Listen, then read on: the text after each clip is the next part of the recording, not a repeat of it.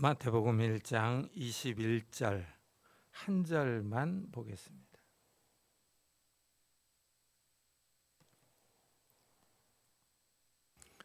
마태복음 1장 21절 우리 한 절 다 같이 읽어보겠습니다. 아들을 낳으리니 이름을 예수라 하라. 이는 그가 자기 백성을 그들의 죄에서 구원할 자이심이라 하니라. 아멘. 결혼한 부부는 자녀를 낳음으로 후세대를 이어갑니다. 다음 세대를 맞이하는 것입니다. 따라서 자녀를 낳는 것은 축하하고 기뻐해야 할 일입니다. 그런데 오늘 말씀에 나오는 요셉은 아내가 임신했는데 별로 달갑지 않습니다. 기뻐하지 않습니다. 자기 아내가 다른 남자와 불륜을 저지른 것 같기 때문입니다. 요셉이 마리아와 약혼을 했습니다. 유대인의 풍습에 따르면 약혼을 한 후에 1년이 지나면 결혼을 합니다. 옛날에 우리나라와 유사합니다. 하지만 우리나라의 약혼보다 법적 구속력은 더 강합니다. 아직 결혼식을 올리지는 않았지만 약혼은 부부라는 법적 효력이 있습니다. 법적인 부부입니다. 그렇지만 아직 육체적인 관계를 갖지 않았습니다. 법적으로는 부부이지만 아직 육체적으로는 처녀 총각입니다. 요셉과 마리아가 이런 약혼 상태에 있었습니다. 그런데 마리아의 배가 점점 불러오는 겁니다. 합방에서 같이 산 것도 아닌데 마리아가 임신했습니다. 법적으로는 부부이지만 육체적으로는 처녀입니다. 이런 상태에서 아내 될 사람이 임신했으니 요셉은 마리아가 외도했다고 생각할 수밖에 없습니다. 이래서 요셉의 마음이 달갑지가 않습니다. 마리아의 임신이 반갑지 않고 근심이 됩니다. 자신이 사랑하는 여인이 바람이 난 것 같습니다. 어떻게 해야 할지를 고민합니다. 뒤통수를 세게 맞은 것 같은 배신감을 느낄 수 있습니다. 아니 어떻게 나를 배신하고 다른 남자하고 눈이 맞았나 하고 화를 낼 수 있습니다. 성질이 급한 사람이었다면 당장 쫓아가서 난리가 났을 겁니다. 그런데 요셉은 신사적인 사람입니다. 성숙한 인격의 소유자입니다. 동네에 이런 좋지 않은 소문이 나는 것을 원하지 않습니다. 그래서 조용히 파혼하려고 합니다. 파혼을 하려면 2명의 증인이 있어야 합니다. 그래서 2명의 증인을 세우고 소문나지 않게 조용히 일을 처리하라고 생각하고 있습니다. 이때 하나님의 천사가 요셉에게 나타납니다. 마리아가 어떻게 임신했는지를 설명해 줍니다. 마리아가 바람을 피운 것이 아니다. 다른 남자와 눈이 맞아서 잠자리를 같이 한 것이 아니라 성령의 능력으로 임신했다고 알려줍니다. 하나님이 마리아를 통해서 하실 일이 있어서 이렇게 되었다고 설명해 주면서 아내 데려오는 것을 두려워하지 말라 하십니다. 믿기 어려운 말입니다. 아무리 하나님의 천사가 나타나서 마리아가 임신한 경우를 설명해 주었지만 믿기 어려운 사실입니다. 어떻게 마리아가 남자와 성관계를 하지 않고 임신할 수 있느냐는 것입니다. 이것이 인간의 상식선을 뛰어넘는 일입니다. 인간의 이성으로는 이해가 되지 않습니다. 어떻게 이런 일이 일어날 수 있습니까? 많은 사람이 기독교를 받아들이기 힘든 이유 가운데 하나로 이 사실을 꼽습니다. 어떻게 정상적인 부부관계가 없이 처녀가 임신할 수 있느냐 하는 겁니다. 이것을 이해할 수 있도록 설명해 주면 예수를 믿겠다는 분들이 많습니다. 믿을 수 없는 일이기 때문입니다. 하지만 이것은 설명할 수 있는 일이 아닙니다. 아무리 좋은 말로 설명해도 설득할 수 없습니다. 마리아가 임신한 것은 성령의 능력으로 되었습니다. 이것은 성경의 주장입니다. 이 사실을 믿으라고 합니다. 이 사실을 받아들이느냐 받아들이지 않느냐 하는 겁니다. 성경은 우리에게 인간의 상식으로는 이해할 수 없는 일들을 믿으라고 요구합니다. 이때 인간의 이성과 충돌이 일어납니다. 성경은 사람을 설득하려고 하는 것이 아닙니다. 성경은 사람에게 동의를 구하는 것도 아닙니다. 믿으라는 겁니다. 이래서 성경은 선포입니다. 말씀을 선포하고 인간에게 결단과 순종을 요구합니다. 성경 말씀을 믿을 것이냐 믿지 않을 것이냐 선택하라는 것입니다. 하나님의 말씀에 순종할 것이냐 순종하지 않을 것이냐 하는 겁니다. 하나님은 사람의 이해와 동의를 구하지 않고 믿음을 요구합니다. 마리아는 아직 결혼하기도 전인데 임신을 한다는 소식을 들었을 때 마리아도 이 사실을 믿기가 어려웠습니다. 누가복음에 보면은 하나님의 천사 가브리엘이 마리아를 찾아왔습니다. 천사가 마리아가 아들을 낳을 것이라고 예고해 줍니다. 보라, 내가 잉태하여 아들을 낳으리니 그 이름을 예수라 하라.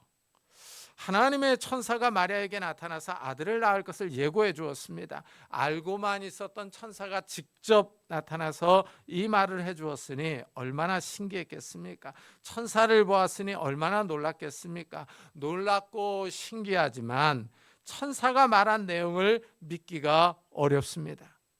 마리아도 이해할 수 없어서 이렇게 질문합니다. 나는 남자를 알지 못하니 어찌 이 일이 있으리까? 아직 결혼하지도 않았는데, 아직 남자와 정상적인 성관계를 갖지 않았는데 어떻게 임신이 될 수 있는가 하는 질문입니다. 마리아의 생각에도 이런 일은 일어날 수 없다. 어떻게 이런 일이 나에게 발생할 수 있겠는가 하는 것입니다. 예수님의 어머니였던 마리아도 믿기 어려운 일이 벌어졌습니다. 당사자도 이해하기 어려운 일이 벌어졌습니다. 이러니 이 말씀을 읽는 사람들은 정말 믿기 어려운 일입니다. 21세기를 살아가는 현대인들은 믿지 못하는 것이 어쩌면 당연합니다. 이 기독교의 예수님의 동정녀 탄생 교리요, 이것은 잘 믿어지지 않는 교리입니다. 인간의 이성으로는 받아들이기 어렵습니다. 합리적이지 않고 이성적이지 않습니다. 인간의 이성과 경험을 뛰어넘습니다. 성경은 인간에게 비이성적이고 비합리적인 사실들을 제시합니다. 인간의 이성으로 받아들이기 어려운 사건들을 내밀고 믿으라고 합니다. 이래서 문제가 발생합니다. 성경의 내용과 인간의 이성이 충돌합니다. 이래서 믿을 수 없다는 반응이 나옵니다. 마리아가 믿기 어려웠습니다. 그래서 어떻게 이런 일이 일어날 수 있느냐고 물었습니다. 천사가 성령이 내게 임하시고 지극히 높으신 이의 능력이 너를 덮으시리니 이러므로 나실 바 거룩한 이는 하나님의 아들이라 일컬어지리라 하고 답변합니다. 하나님의 능력이 임했다는 겁니다. 인간의 이성이 아니라 하나님의 능력으로 일어날 일이라고 설명합니다. 인간의 이성과 능력으로는 이런 일을 할 수 없습니다. 이것은 인간의 한계를 뛰어넘는 하나님의 일이며 하나님의 능력입니다. 인간은 질문하고 의심할 수 있습니다. 비이성적이라고 지적하며 의문을 제기할 수 있습니다. 그러나 한 가지 명심해야 할 일은 인간은 이런 일을 행할 능력이 없습니다. 인간에게 능력이 없다는 사실이 가장 큰 문제입니다. 여기에 인간의 한계가 있습니다. 그러나 하나님은 능력이 있습니다. 이런 일을 행하실 수 있습니다. 마리아는 처녀이지만 하나님의 능력으로 아들을 낳았습니다. 이것이 인간과 하나님의 차이입니다. 우리가 하나님의 말씀 앞에서 겸손해야 할 이유가 여기 있습니다. 사람이 아무리 잘 따지고 질문하면 뭐합니까? 능력이 없는데. 사람은 처녀가 임신하는 것은 불가능하다고 비웃을 수 있습니다. 그러나 하나님은 이 일을 행하실 수 있습니다. 사람은 비웃고 조롱할 수 있지만 행할 능력이 없습니다. 우리가 하나님의 말씀을 믿어야 할 이유입니다. 천사는 다시 이렇게 말합니다. 대저 하나님의 모든 말씀은 능하지 못하심이 없느니라. 하나님의 말씀은 불가능이 없습니다. 하나님이 이 세상을 만드실 때 말씀으로 우주 만물을 창조하셨습니다.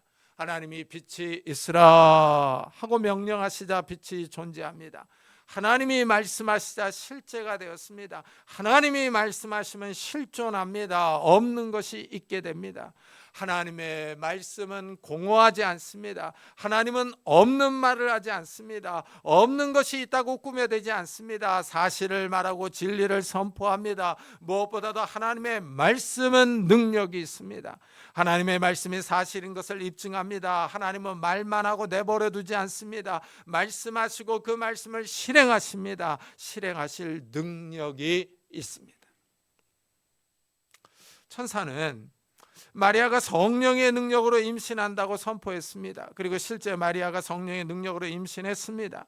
마리아가 나는 남자를 알지 못한다고 말하자 하나님은 능력이라고 답변합니다. 여기서 사람과 하나님 사이가 벌어집니다. 사람들은 말만 합니다. 그러나 하나님은 능력을 보여주십니다. 하나님의 능력으로 아들을 낳는다는데 어떻게 하겠느냐 하는 겁니다. 마리아는 이 사실을 이해하기 어려웠습니다. 그렇지만 마리아는 이 사실을 받아들입니다. 그래서 이렇게 말합니다. 주의 여종이오니 말씀대로 내게 이루어지이다. 현명한 대답입니다. 하나님의 능력이 아니면 이루어질 수 없는 일입니다. 의심하고 반문할 것이 아니라 기다리면 됩니다. 임신이 되면 이것은 분명히 하나님의 능력으로 된 것입니다. 이것은 말로 설명할 수 있는 부분이 아닙니다. 마리아는 현명하게 하나님의 말씀대로 이루어지기를 바란다고 말합니다. 믿음으로 말씀을 받아들입니다. 마리아가 임신해서 아들을 낳았습니다. 그런데 보통 아들이 아닙니다. 하나님의 아들입니다. 인간의 몸을 입고 오신 성자 하나님입니다. 하나님이 인간의 몸을 입고 오셨습니다. 사실 저는 이 부분을 좀 이해하기가 어렵습니다. 어떻게 하나님이 직접 인간의 몸을 입고 이 땅에 오셨는가 하는 겁니다. 처녀의 몸에서 인간의 몸을 입고 출생하셨습니다. 성자 하나님이 직접 아기의 모습으로 오셨습니다. 마리아의 뱃속에서 10달을 있었습니다. 어린아이 모습으로 태어나서 자랐습니다. 빵을 먹고 우유를 마시고 성인이 되었습니다. 우리와 같은 몸을 입고 옷을 입고 잠자고 같이 이 땅에서 사셨습니다. 하나님의 아들이 겸손하게 완전한 사람으로 이 땅에 오셨습니다. 생각해 보십시오. 성자 하나님이 말씀으로 이 땅을 만드시고 우주를 창조하신 창조주께서, 인간을 만드신 조물주께서 직접 인간의 몸을 입고 이 땅에 오셨습니다. 인간 질서 속에 그 모습을 드러내셨습니다. 그것도 천한 마국간 구유 위에 오셨습니다. 이 땅의 통치자나 왕으로 존귀와 영광을 받으시는 신분이 아니라 서민의 신분으로, 귀족이나 부자가 아니라 가난한 목수의 아들로 이 땅에 오셨습니다. 그 당시 제사장이나 랍비의 아들이 아닙니다. 목수는 사회적인 신분이 높지 않습니다. 남들이 존경해 주는 직업이 아닙니다. 지체 높은 신분이 아닙니다. 권력이 있는 것도 아닙니다. 성자 하나님이 모든 것을 내려놓고 이 땅 위에 오셨습니다. 높은 보좌와 영광을 내려놓고 오셨습니다. 가난한 목수의 아들로 오셨습니다. 예수님의 부모가 얼마나 가난했던지 아들을 낳고 성전에 가서 제사를 드리는데 비둘기로 제사를 드립니다. 구약 레위기에 아들을 낳으면 그 어머니는 1년 된 어린 양 한 마리로 번제를 드리라고 합니다. 그런데 가난해서 경제력이 되지 않으면 비둘기로 제사를 드립니다. 예수님의 어머니는 어린 양 한 마리를 드릴 경제력이 되지 않아서 비둘기로 제사를 드렸습니다. 예수님은 창조주 하나님으로 우주 만물의 왕이시며 주인이십니다. 그런데 이 땅 위에 가난한 사람으로 오셨습니다. 모든 기득권과 신분을 내려놓고 자신을 비우셨습니다. 너희 안에 이 마음을 품으라. 곧 그리스도 예수의 마음이니 그는 근본 하나님의 본체시나 하나님과 동등됨을 취할 것으로 여기지 아니하시고 오히려 자기를 비워 종의 형체를 가지사 사람들과 같이 되셨고 사람의 모양으로 나타나사 자기를 낮추시고 죽기까지 복종하셨으니 곧 십자가에 죽으심이라 하고 말합니다. 예수님은 하나님이십니다. 그런데 하나님의 영광과 능력을 내려놓고 인간의 몸을 입고 오셨습니다. 자신을 비워서 종의 형체를 가지사 인간이 되셨습니다. 인간의 몸을 입고 오셔서 십자가에서 죽었습니다. 예수님이 아버지의 뜻에 완전히 순종합니다. 예수님은 한없이 겸손합니다. 자신을 주장하지 않았습니다. 오늘 말씀에서 천사는 요셉에게 아들을 낳으리니 하고 말합니다. 이 말 속에 이런 깊은 의미가 담겨 있습니다. 하나님의 아들이 인간의 몸을 입고 오신 겁니다. 하나님이 인간의 몸을 입고 이 땅에 오시기까지 그분은 포기해야 할 것이 많았습니다. 자신을 낮추시지 않으면 이 땅에 오실 수가 없었습니다. 겸손하지 않으면 이 땅에 오실 수가 없었습니다. 우리 주님은 겸손하신 분입니다. 자신을 희생하실 줄 아는 분입니다. 그렇다면 이 성자 하나님이 인간의 몸을 입고 이 땅에 오신 이유가 무엇입니까? 이 땅에 오신 목적이 무엇입니까? 아들을 낳으리니 이름을 예수라 하라. 이는 그가 자기 백성을 그들의 죄에서 구원할 자이심이라. 이름이 예수입니다. 뜻은 구원자입니다. 하나님이 직접 인간의 몸을 입고 이 땅에 오신 이유가 바로 인간을 구원하기 위해서입니다. 구원자로서 이 땅에 오셨습니다. 예수님은 유대인들을 로마의 지배에서 정치적 군사적 구원자로 오신 것이 아닙니다. 유대인들만을 위해서 이 땅에 오신 것이 아닙니다. 그 당시 유대인들은 로마의 지배 아래에 있었습니다. 그래서 오랫동안 메시아를 기다렸습니다. 로마의 권력에서 그들에게 자유를 줄 정치적 군사적 메시아, 이 구원자를 기다리고 있었습니다. 유대인들은 메시아가 오면 유대 나라가 로마의 지배에서 벗어나 독립해서 유대인이 온 세계를 다스릴 것으로 생각했습니다. 유대인들이 바라던 하나님 나라의 모습입니다.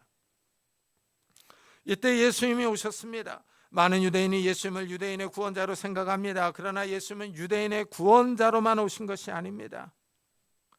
우리가 잘 아는 요한복음 3장 16절에서 이렇게 말합니다.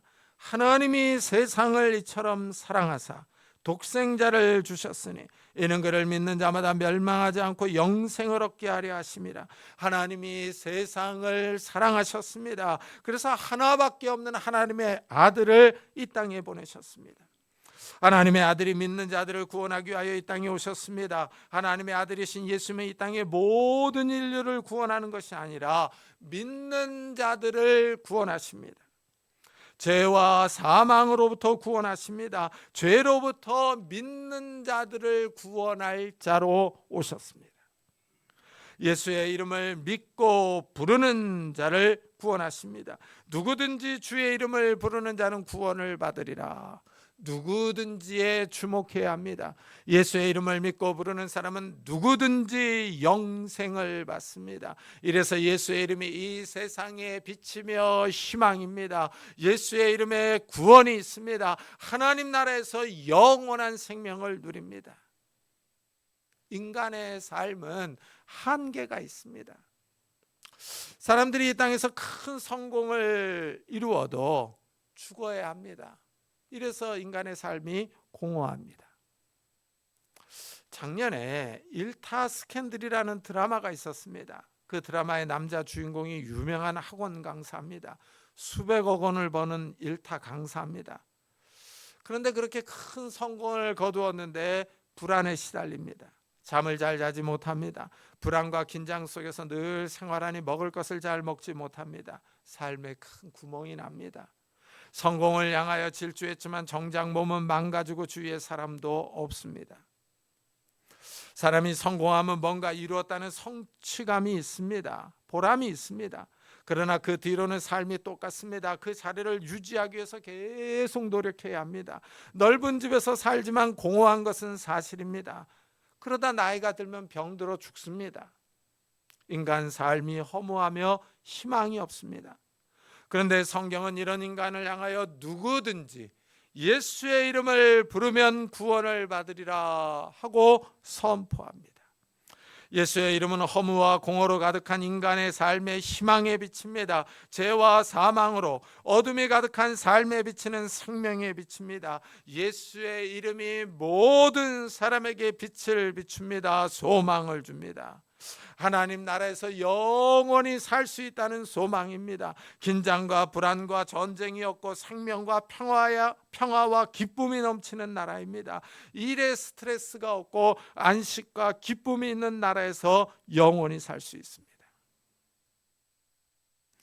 우리가 살고 있는 이 땅에 죄가 있습니다. 이 죄는 인간의 보편적인 문제입니다. 온 인류에게 나타나는 문제입니다. 한국 사람들만 죄를 짓는 것은 아닙니다. 죄는 모든 사람이 인정합니다. 그래서 각 나라의 법이 있습니다. 남의 물건을 도둑질하면 배상해야 합니다. 남의 돈을 떼먹으면 갚아야 합니다. 그렇지 않으면 감옥에 갑니다. 세상 법정에서도 죄를 지으면 상응하는 대가를 치릅니다. 심판을 받습니다. 이렇게 죄는 모든 사람이 인정합니다. 그렇지만 성경은 여기서 한 걸음 더 나아갑니다. 성경은 죄에 대해서 더 심각하게 말합니다. 죄를 지으면 심판을 받는데 세상 법정 심판뿐만 아니라 하나님의 심판이 있음을 말합니다. 성경은 죄의 싹은 사망이라고 규정합니다. 죄를 지으면 사망 선고를 받습니다. 이 사망은 육체적인 죽음뿐만 아니라 영원한 심판을 포함합니다. 하나님의 영원한 심판을 받아 꺼지지 않는 유황불에 들어가게 됩니다. 이것이 둘째 사망입니다. 성경은 죄에 대해서 더 심각하게 말합니다. 죄를 지으면 죄의 노예가 되어 죄의 세력에 매여 있습니다. 이래서 영원한 저주와 심판을 받습니다. 사람이 죄의 세력에 매여 죄악에서 벗어날 수 없습니다. 죄는 사람의 마음에 있습니다. 죄는 사람을 부패시켜서 마음의 생각이 지저분하고 더럽습니다. 순간순간 올라오는 생각들을 보면 여러 가지 죄악들이 우리 안에 있습니다. 미워하는 감정이 아주 강할 때가 있습니다. 같이 사는 가족들이 미울 때가 있습니다. 남편이, 아내가, 자녀들이, 시부모님이 미울 때가 있습니다. 이 미움의 감정이 도가 지나치면 마음의 괴로움과 갈등이 가득 찹니다. 결국 비난하고 욕하고 싸웁니다. 또한 순간순간 올라오는 정욕들이 있습니다. 그 정욕들을 제어하지 못할 때 사고가 일어납니다. 수능이 끝나고 산부인과를 찾는 학생들이 많습니다. 심지어 여학생들 사이에 수능 후에 임신하면 중절 수술에 쓰려고 개를 들어놓는 사례도 있습니다. 죄를 심각하게 여기지 않는 모습입니다. 과속 스캔들이라는 영화가 있습니다. 중학교 3학년 때 옆집 누나와 사고를 쳤는데 임신이 되어서 딸을 낳았습니다. 그 딸이 다 커서 아버지를 찾아옵니다. 그런데 그 딸도 과속해서 아들을 낳았습니다. 과속 집안입니다. 이렇게 죄는 인간의 정욕을 자극합니다. 그래서 과속하게 만들고 사고를 치게 만들고 죄를 짓게 만듭니다. 죄는 모든 사람의 문제입니다.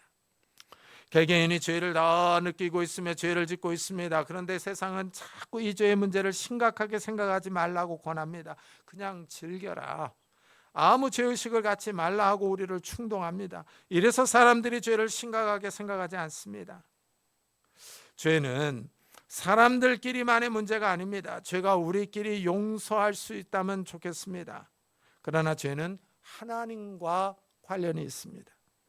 하나님이 죄를 범한 사람을 용서하지 않기 때문입니다. 죄는 하나님의 심판을 받습니다. 거룩하신 하나님이 죄를 싫어합니다. 모든 사람이 다 죄를 범하여 죄 가운데 있습니다. 그런데 하나님의 아들이 오신 이유가 바로 사람을 이 죄 가운데서 구원하기 위하여 오셨습니다. 그가 자기 백성을 그들의 죄에서 구원할 자이심이라. 하나님의 아들이 인간의 몸을 입고 이 땅에 오셨습니다. 사람들을 죄로부터 구원하기 위해 오셨습니다. 이래서 예수님은 내가 의인을 부르러 온 것이 아니라 죄인을 부르러 왔노라 하십니다. 저는 성경 가운데 이 말씀이 가장 좋습니다. 예수님께서 죄인을 부르러 오셨습니다. 예수님이 죄인을 부르러 오셨기 때문에 우리는 구원받을 수 있었습니다. 예수님이 의인을 부르러 오셨다면 우리는 구원받을 수 없었을 겁니다. 교회에 오는 사람들은 다 죄인입니다. 예수를 믿는 사람들은 자기 죄를 인정합니다. 죄를 인정하지 않고는 예수를 믿을 수가 없습니다. 성도들은 하나님 앞에서 죄인이라는 사실을 고백하며 회개한 사람들입니다. 하나님께 죄의 용서를 구한 사람들이 예수 믿는 사람들입니다. 예수님이 이 땅에 죄인을 구원할 목적으로 오셨습니다. 이 사실을 받아들이는 사람이 있는가 하면 받아들이지 못하는 사람들이 있습니다. 이 사실을 받아들이는 사람이 바로 예수님의 백성입니다. 자기 백성을 그들의 죄에서 구원하기 위하여 오셨습니다. 하나님의 백성이 있습니다. 이 백성은 예수를 믿는 사람들입니다. 우리나라에 약 5천만 명이 살아가고 있습니다. 그런데 그 가운데 자신이 죄인이라는 사실을 고백하는 사람들이 약 800만 명 정도 됩니다. 자신이 죄인인 것을 인정하고 예수를 믿는 사람이 1,000만 명도 되지 않습니다. 그래도 우리나라는 많이 믿는 편에 속합니다. 옆 나라 일본만 해도 예수 믿는 사람들이 아주 소수입니다. 일본의 인구는 약 1억 2천만 명이 넘어가는데 그 가운데 기독교는 약 1%밖에 되지 않습니다. 예수님이 자기 백성을 구원하러 이 땅에 오셨습니다. 하나님의 아들이 이 땅에 오시기까지 많은 희생과 헌신이 있었습니다. 성자 하나님이 많은 것을 내려놓고 이 땅에 오셨습니다. 자신을 낮추셨습니다. 부자나 학식이 많은 사람을 부르러 오신 것이 아닙니다. 권력 있는 사람이나 잘생긴 사람을 부르러 오신 것이 아닙니다. 하나님의 아들이 이 땅에 오신 이유는 죄 가운데 있는 하나님의 백성을 구원하기 위하여 오셨습니다. 자신이 죄인임을 인정하며 고백하는 사람들입니다. 죄로 인하여 고민하며 하나님께 나오는 사람들입니다. 이 사실을 받아들이는 사람들이 하나님의 백성입니다. 예수 믿는 사람들이 하나님의 자녀요, 하나님의 백성입니다. 올해도 어김없이 크리스마스가 오고 있습니다. 우리 주님이 이 땅에 태어나신 날을 기념하는 날입니다. 참 기쁘고 즐거운 날입니다. 우리 주님이 이 땅에 오시지 않았다면 우리에게 구원의 은혜가 주어지지 않았을 것입니다. 예수님이 오심으로 죄와 어둠으로 가득한 이 세상에 한 줄기 생명의 빛, 구원의 빛이 비쳤습니다. 우리 주님이 이 땅에 오셨다는 그 사실 자체가 놀랍고 좋습니다.